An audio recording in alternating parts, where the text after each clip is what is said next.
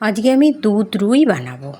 দুধ রুই বানানোর জন্য একটা কাপে আমি ময়দা 1 চামচ নিলাম আর 1 হাতা দুধ নিলাম।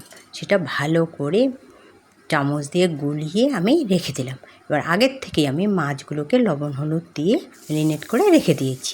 এবার অল্প তেলে অল্প আঁচে মাছগুলোকে এপিট ওপিট করে ভেজে আমি নামিয়ে নিলাম এবং ওই তেলের মধ্যেই আমি কাঁচা লঙ্কা আর টমেটোটা দিয়ে একটু ভালো করে ভেজে নিলাম। ভেজে নিয়ে আমি জিরে আর ধনিয়া গুঁড়োটাকে একটা বাটিতে করে জলে গুলিয়ে রেখেছিলাম, সেটা দিয়েই এবার অল্প আঁচে সেটাকে অনেকক্ষণ ধরে ভাজতে হবে।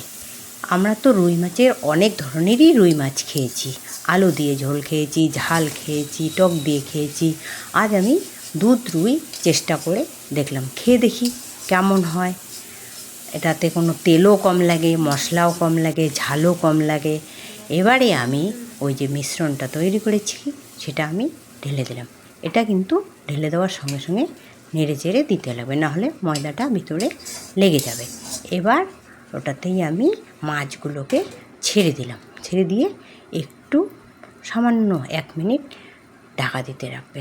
ঢেকে ঢাকাটা নামিয়ে নিলেই হয়ে গেল দুধ রুই।